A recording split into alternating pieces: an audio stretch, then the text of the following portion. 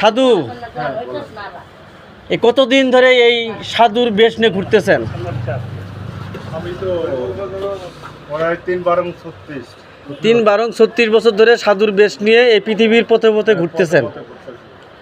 তো এই যে পৃথিবীর পথে পথে যে ঘুরতেছেন, তাতে কীরকম মানুষের দেখা পাচ্ছেন? মানুষ কই, মানুষ তো পাই না। হ্যাঁ, মানুষ দেওয়ার জন্য তো আমরা ঘুরতেছি। হ্যাঁ, এই মানুষ খুঁজি, মানুষ পাই না। এত মানুষ পৃথিবীতে চেরার মতো কিলবিল করতেছে, এরপর আপনি মানুষ খুঁজে পাইতেছেন না। মানুষ পাই না, কারণ পাই মাঙ্গুস। হ্যাঁ, মাঙ্গুস পাই, তাই, কিন্তু মানুষ পান না। মানুষ মানে আমরা তো জানি যে যার হুশ জ্ঞান আছে, যার হিতাহিত জ্ঞান আছে, যে বিবেক নিয়ে চলে, মনুষ্যত্ব নিয়ে চলে, তা কিন্তু আমরা মানুষ বলি।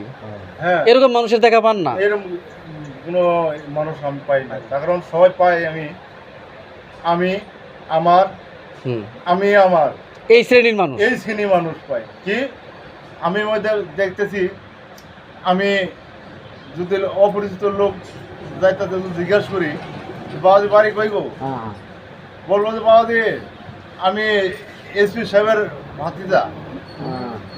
হ্যাঁ, হুম, আবার ও গেল, আবার আরেকজনের দিকে কেউ বাদন বাড়ি কই, বলবো যে আমি মন্ত্রী সাহেবের চাচা।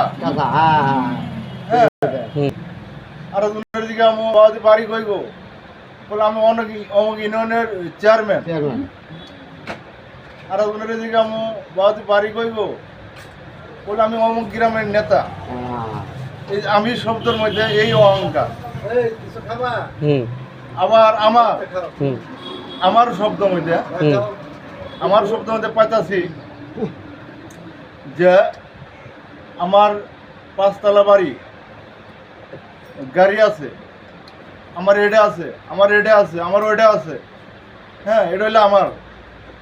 আমি তো দেখতেছি এই যে আমার হাতের নাড়ি, এই যে একটা নাড়ি, এইটুকি আমার পামো কিনে, কপালে জুড়ে কিনে বলা যায় না। যদি আমি কোনো নদীতে পানিতে ভেসে যাই, নাচ খুঁজে না বা এইটুকুর মধ্যে আমাকে রাখতে পারবো না। এইটুকু আমার মাপ।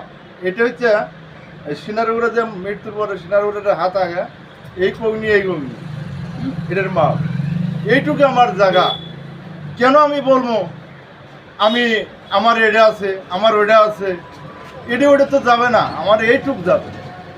এইটুক কপালে জুটবে কিনা বলতে পারি না। তার কারণ যদি আমি আগুনে পুড়ি, তাহলে পুরি শেষ হয়ে গেলাম, তাহলে তো মাড়ি দিতে পারলো না। পানিতে পড়ি, মাড়ি দিতে পারলো না। কোনো গাড়ি ঘুরে অ্যাক্সিডেন্টে যদি বিচ্ছিন্ন হই, তাহলে মাড়ি দিতে পারলো না। তাহলে এইটুক জায়গাও আমার কপালে জুটলো না। কেন তাইলে আমি আমার এই শব্দটা ব্যবহার করি আর বড় বড় গল্প করি বেড়াই? আমি আমার এই 2 শব্দ যার মধ্যে আছে, তার কোনো ইবাদত বন্দেগী আল্লাহ পাক কবুল করবেন না, এটা আমরা গ্যারান্টি দিই। যিনি আমার আমিত্ব বলবেন, হ্যাঁ, ওনার কোনো ইবাদত বন্দেগী আল্লাহ পাক কবুল করবেন না। তার মধ্যে অহংকার থাকবে, অহংকার। এই ব্যক্তির আল্লাহ পাক ইবাদত বন্দেগী কবুল করবেন না। ঠিক আছে।